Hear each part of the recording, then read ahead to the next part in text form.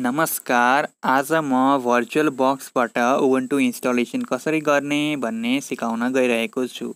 Virtual box भनेको hard disk जस्तै एउटा भर्चुअल स्पेस हो जहाँ चाहिँ हामी विभिन्न अपरेटिङ सिस्टमहरू इन्स्टल गरेर रियलमा कसरी काम गर्छ भनेर हेर्न सक्छौँ। यसको लागि आफ्नो वेब ब्राउजरमा गएर Oracle VirtualBox for Windows 10 भनेर खोज्न सकिन्छ। यसरी सर्च रिजल्टमा फर्स्ट रिजल्ट आएको छ, त्यहाँ क्लिक गरेर भर्चुअल बक्समा डाउनलोड भर्चुअल बक्स भनेर विन्डोज होस्टमा क्लिक गर्ने अनि डाउनलोड हुन थाल्छ। त्यसलाई इन्स्टल गरेर रन गर्न सकिन्छ। हामी क्रिएट भर्चुअल मेसिनमा न्यूमा गएर नेम एन्ड अपरेटिङ सिस्टममा उबुन्टु भनेर नाम लेख्छौँ अनि टाइपमा लिनक्स, त्यस पछाडि भर्जनमा लिनक्स 64 बिट भर्जन गरेर नेक्स्ट गर्छौँ। अनि नेक्स्ट गरे पछाडि मेमोरी साइज आउँछ। म्याक्सिमम मेमोरी साइज भनेको ऱ्याम साइजको हाफसम्म गर्न पाइन्छ। यहाँ 4096 MB को मेमोरीमा यसको हाफ 1920 MB सम्म नेक्स्ट गरेर अनि create a virtual disk now गरेर क्रिएट गरे पछाडि भर्चुअल डिस्क इमेज VDI मा क्लिक गरेर नेक्स्ट गर्ने अनि डाइनामिकली एलोकेटेड बनाउने। त्यस पछाडि file location and size location specify गर्ने, कति साइजको राख्ने, यो साइज इन्क्रिज गर्न पनि सकिन्छ। मैले यहाँ साइज सेलेक्ट गर्दैछु आफ्नो चोइस अनुसारको अनि यो लोकेसन चेन्ज गर्न पनि मिल्छ। मैले C ड्राइभमै राखेको छु। मैले 20 GB को साइज क्रिएट गरेँ अनि त्यस पछाडि अब गएर म सेटिङ्सहरू चेन्ज गर्छु। सेटिङ्समा गएर सिस्टममा जाने अनि सिस्टममा गएर प्रोसेसरमा कतिवटा CPU युज गर्ने, हाफसम्म युज गर्न पाइन्छ म्याक्सिमम लिमिट। अनि डिस्प्लेमा गएर 128 MB को भिडियो ग्राफिक्सलाई यसको सर्टन पोर्सन अराउन्ड 44 MB मैले चुज गरेँ अनि त्यस पछाडि भनेको अब स्टोरेज ISO फाइल डाउनलोड गरेको ISO फाइललाई यहाँ लोड गर्नुपर्ने हुन्छ। त्यसको लागि चुज अ डिस्क फाइलमा गएर सेलेक्ट गर्ने अनि आफ्नो डाउनलोड गरेको ISO फाइल कहाँ छ त्यसलाई चुज गरेर ओपन गर्ने अनि त्यो ISO फाइल लोड हुन्छ। अब ओके गरे पछाडि स्टार्ट गर्ने। स्टार्ट गर्दाखेरि त्यो ISO फाइलले बुटेबल पेन ड्राइभ जस्तै गरेर काम गर्छ हाम्रो भर्चुअल डिस्कमा। अब स्क्रिनलाई स्विच गर्दाखेरि फुल स्क्रिनमा लग्न सकिन्छ अनि फुल स्क्रिनमा रहेर इन्स्टलेसन प्रोसिजर अगाडि बढाउँदै लान सकिन्छ। अनि अब भर्चुअल मेसिन CPU पनि हाफ युज भएको छ, मेमोरी ऱ्याम पनि हाफ युज भएको छ। त्यो हुँदाखेरि अलिकति स्लो चाहिँ हुन्छ। अब खुलिएको छ, डिस्क चेकिङ हुँदैछ। डिस्क चेकिङलाई क्यान्सल पनि गर्न सकिन्छ Ctrl+C थिचेर। यस पछाडि हुने काम भनेको लगभग पेन ड्राइभबाट बुटेबल पेन ड्राइभबाट एम्टी हार्ड ड्राइभ अथवा नयाँ कम्प्युटरमा उबुन्टु इन्स्टलेसन गरे जस्तै प्रोसिजर नै हो। यही प्रोसिजर यस पछाडि फलो हुने प्रोसिजर लाएर एम्टी नयाँ ल्यापटपमा उबुन्टु इन्स्टलेसन गर्न पनि सकिन्छ। अब ट्राई उबुन्टु र इन्स्टल उबुन्टु भनेर वेलकम स्क्रिनमा आउँछ। ट्राई उबुन्टु गरेर हामी ट्राई गर्न सक्छौँ। त्यो ISO फाइललाई डाइरेक्टली लोड गरेर अनि उबुन्टुको फिल गर्न सक्छौँ कसरी चल्छ भनेर। जस्ट उबुन्टु ओपन भइसकेको छ, त्यहाँ डेस्कटप देखाएको छ। डेस्कटपमा केही आइकन्सहरू छन् अनि अल एप्लिकेसन्स छ। अल एप्लिकेसन्समा गएर हामी एप्लिकेसन्सको लिस्टहरू हेर्न सक्छौँ। डेस्कटपमा रहेको आइकन इन्स्टल उबुन्टुलाई डबल क्लिक गरे पछाडि हाम्रो इन्स्टलेसन प्रोसेस सुरु हुन्छ। यता अल एप्लिकेसन्समा हाम्रो एप्लिकेसन्सहरूको लिस्ट देखायो। सो यो ISO फाइलले राम्ररी काम गर्छ, एकदम पर्फेक्टली काम गर्ने रहेछ भनेर प्रमाणित भयो। अब फेरि अघिकै प्रोसिजर सुरु गर्दै अनि ट्राई उबुन्टुको ठाउँमा इन्स्टल उबुन्टु गर्छौँ। इन्स्टल उबुन्टु गर्ने अनि इन्स्टल उबुन्टु गर्दाखेरि इन्स्टलेसन प्रोसिजर सुरु हुन्छ। अब यहाँ किबोर्ड लेआउट छान्न लगायो। किबोर्ड लेआउटमा इङ्ग्लिस युएस छानेर कन्टिन्यू गर्ने अनि कन्टिन्यू गरे पछाडि normal installation download Ubuntu updates will installing Ubuntu third party software सबमा टिक गरेर कन्टिन्यू गर्ने। थर्ड पार्टी सफ्टवेयर सेलेक्ट गर्दाखेरि हामीलाई चाहिने मिडिया ग्राफिक्स सफ्टवेयरहरू पनि सँगसँगै इन्स्टल हुन्छ, अपडेट्सहरू पनि सँगसँगै इन्स्टल हुने भएको हुनाले इन्स्टलेसन पश्चात पछि कामहरू गर्नलाई सजिलो हुन्छ। अब install now erase disk and install Ubuntu or something else भनेको छ। यो भर्चुअल हार्ड ड्राइभमा एउटा मात्रै सिङ्गल साइजको 20 GB को हार्ड ड्राइभ जस्तो छ, एउटा भर्चुअल डिस्क छ, त्यसलाई कम्प्लिटली इरेज गरेर इन्स्टल नाउ गर्ने। नयाँ ल्यापटप केही डाटाहरू स्टोर नभएको ल्यापटपमा पनि त्यसरी नै erase disk and install Ubuntu गर्दा त्यो ल्यापटपमा भएको सबै डाटाहरू यदि भएको खण्डमा इरेज भएर उबुन्टु इन्स्टल हुन्छ।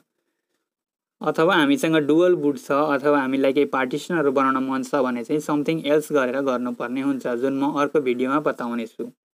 अब वेयर आर यु भनेर यसले आफ्नो लोकेसन स्पेसिफाई गर्न लायो। लोकेसन स्पेसिफाई गर्दाखेरि आफ्नो टाइम जोन काठमाडौँ सेलेक्ट गर्ने अनि हु आर यु भनेर आफ्नो युजर नेम, इनिसियल्स एन्ड पासवर्डहरू त्यहाँ रेस्पेक्टिभली फिल इन गर्दै जाने। फिल इन गर्दै गरे पछाडि यही पासवर्ड पछि उबुन्टुको टर्मिनलहरूमा प्रोग्राम इन्स्टल गर्दा आदि कामहरूमा चाहिने भएको हुनाले यो पासवर्ड याद गर्नुपर्ने हुन्छ। यो पासवर्ड दुईतिरै कन्फर्मेसन गरेर अनि कन्टिन्यू गर्ने। कन्टिन्यू गरे पछाडि अब फाइलहरू कपी हुन थाल्छ। फाइलहरू बिस्तारै कपी हुँदै जान्छ। भर्चुअल ड्राइभमा स्पिड पर्फर्मेन्स थोरै ल्याग हुन्छ। नर्मल इन्स्टलेसन भन्दा भर्चुअल ड्राइभमा इन्स्टलेसन प्रोसिजर त्यही भएर केही लामो समय लाग्ने गर्छ। अहिले फाइल्सहरू कपी हुने प्रोसेस अगाडि बढिरहेको छ। फाइल्सहरू बिस्तारै कपी हुँदैछ। अब सिस्टम इन्स्टल हुन गइरहेको छ। यसै गरी APT configuration, CD ROM scan आदि विभिन्न प्रोसेसहरू यसले गर्दैछ। फाइल रिट्रिभल अनि सबै फाइल रिट्रिभ गरे पछाडि यसले नेसेसरी ड्राइभर्स आदि इन्स्टल गर्छ, प्याकेजेसहरू इन्स्टल गर्छ अनि प्याकेजहरू स्क्यान गर्दै नेटबाट डाउनलोड गर्दै ल्याङ्ग्वेज प्याक डाउनलोड गर्न थालेको छ। ल्याङ्ग्वेज प्याकहरू इन्स्टल गर्छ। उबुन्टुलाई चलाउन विभिन्न ल्याङ्ग्वेजहरू, रिजनल ल्याङ्ग्वेज आदि यसले डाउनलोड गर्दैछ।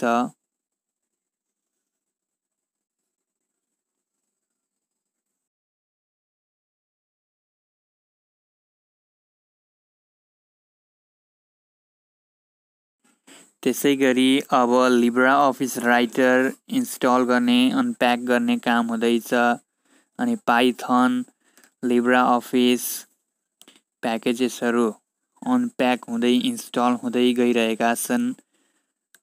अनि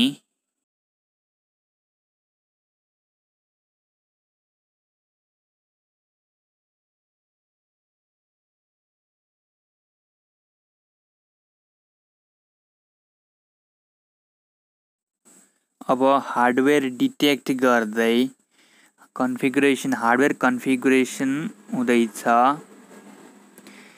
हार्डवेयर कन्फिगुरेसनको प्रोसेस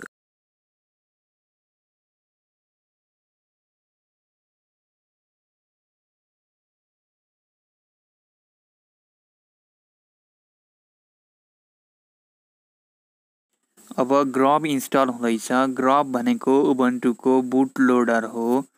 यो ग्रब सक्सेसफुल्ली इन्स्टल भएर अपडेट भइसके पछाडि हामीले डुअल ओएस राखेको खण्डमा त्यहाँ ओएस सेलेक्सनको काम हुन्छ। त्यसै गरी सिङ्गल ओएस छ भने डाइरेक्टली ग्रबबाट लोड भइरहेको हुन्छ उबुन्टु। अनि यति प्रक्रिया सकिए पछाडि सिस्टम प्याकेजेस आदि डाउनलोड हुँदै अननेसेसरी प्याकेजेस जुन युज भएनन् ती रिमुभ हुन थाल्छन् अनि विभिन्न ड्राइभरहरू कम्प्लिटली इन्स्टल भइसके पछाडि रिस्टार्टको प्रक्रियातर्फ हामी जान्छौँ।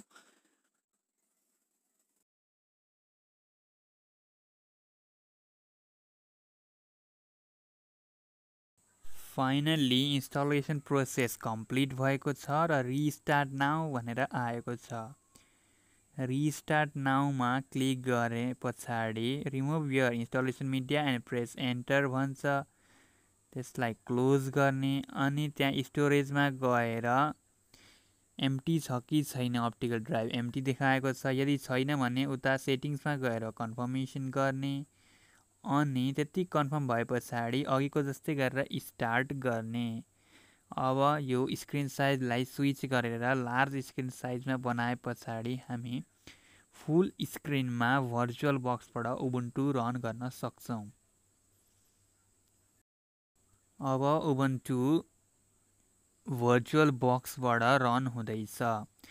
भर्चुअल बक्सबाट उबुन्टु रन भएर पासवर्ड इनिसियल्सहरू टाइप गर्न लगायो। आफूले अघि टाइप गरेको पासवर्ड एन्टर गरेर अगाडि बढ्दा उबुन्टुको डेस्कटप आउँछ। First of all first screen भएकाले अनलाइन एकाउन्टहरू आउँछ, त्यसलाई स्किप गर्ने अनि अब एप्लिकेसन्सहरू हेर्दाखेरि एप्लिकेसन्सहरू देखिन्छ। म अहिले यहाँ मोजिला फायरफक्स खोलेर एउटा भिडियो प्ले गर्न गइरहेको छु जुन मेरो च्यानलको हो। यसरी भिडियो पनि प्ले भएको छ र सक्सेसफुल्ली भर्चुअल ड्राइभमा उबुन्टु इन्स्टल भएको छ।